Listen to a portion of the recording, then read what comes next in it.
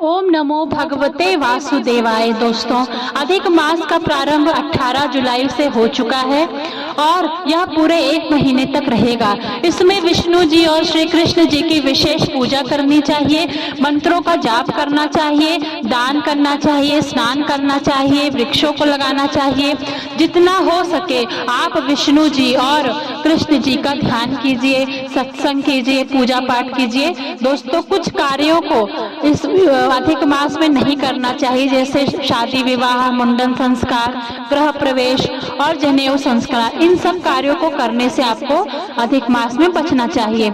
आइए अब मैं आपको नारद जन्म की कथा सुनाती हूँ। नारद जन्म की कथा। देवर्षि नारद पहले गंधर्व थे। एक बार ब्रह्मा जी की सभा में सभी देवता और गंधर्व भगवान नाम का संकीर्तन करने के लिए आए। नारद जी भी अपनी स्त्रियों के साथ उस सभा में आए। भगवान के संकीर्तन में विनोद करते हुए देखकर ब्रह्मा जी ने उन्हें शाप दे दिया। जन्म लेने के बाद ही इनके पिता की मृत्यु हो गई। इनकी माता दासी का कार्य करके इनका भरण पोषण करने लगी। एक दिन गांव में कुछ महात्मा आए और चतुर्मास से बिताने के लिए वहीं ठहर गए। नारद जी बचपन से ही अत्यंत सुशील थे। वह खेल कूद छोड़कर उन साधुओं के पास ही बैठे रहते थे और उनकी छोटी से छोटी सेवा भी बड़े मन से करते थे। संत सभा में जब भगवत कथा होती थी तो वह तन्मय होकर सुना करते थे। संत लोग इन्हें अपना बचा हुआ भोजन खाने के लिए दे देते थे। साधु सेवा और सत्संग अमोघ फल प्रदान करने वाला होता है।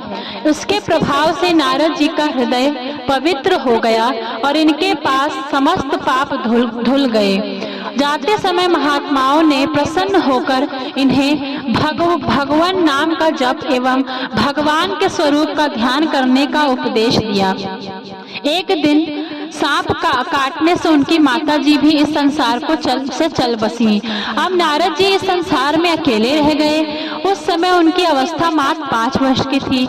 माता के वियोग को भी भगवान का परम अनुग्रह मानकर ये अनाथों के नाथ दीनानाथ का भजन करने के लिए चल पड़े। एक दिन जब नारद जी वन में बैठकर भगवान के स्वरूप का ध्यान कर रहे थे, अचानक इनके हृदय में भगवान प्रकट हो गए और थोड़ी देर तक अपने दिव्य स्वरूप की झलक दिखाकर अंतर ध्यान हो गए। भगवान का दोबारा दर्शन करने के लिए नारद जी के मन में परम व्याकुलता पैदा हो गई एवं बार बार अपने मन को समेटकर भगवान के ध्यान का प्रयास करने लगे, किंतु सफल नहीं हुए। उसी समय आकाशवाणी हुई, अब इस जन्म में फिर तुम्हें मेरा दर्शन नहीं होगा।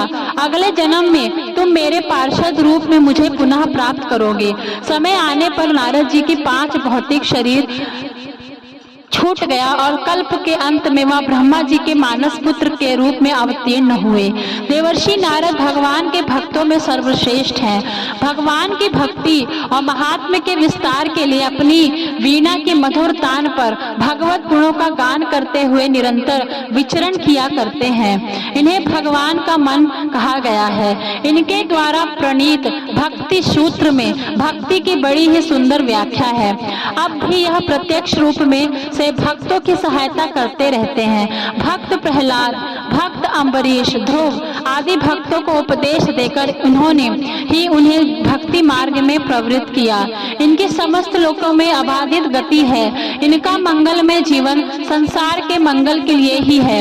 यह ज्ञान के स्वरूप, विद्या के भंडार, आनंद के सागर तथा सब भूतों के अकारण प्रेमी और विश्व के सहज हितकारी हैं। अविरल भक्ति के प्रतीक और ब्रह्मा जी के मानस पुत्र माने जाने वाले देवर्षि नारद का मुख्य उद्देश्य प्रत्येक भक्त की पुकार भगवान तक पहुंचाना है। वह विष्णु के महानतम भक्तों में माने जाते हैं और इन्हें अमर होने का वरदान प्राप्त है। भगवान विष्णु की कृपा से यह सभी युगों और तीनों लोगों में कहीं भी प्रकट हो सकते हैं। दोस्तों, यह मैंने आपको नारद मुनि के जन्म की कथा सुनाई। उससे दोस्तों, अगर आपको यह वीडियो अच्छा लगा हो तो कृपया करके सब्सक्राइब कीजिए, लाइक कीजिए तथा कमेंट बॉक्स में ओम नमो भगवते वासुदेवाय और हर हर महादेव लिखना ना भूलिए। ओम नमः शिवाय। श्री शिवाय नमस्तुभ्यं। कर्पूर गौरम करुणावतारम सारं भुजगेन्द्रहारं सदा वसन्तं हृदयारविन्दे भवं भवानी सहितम्।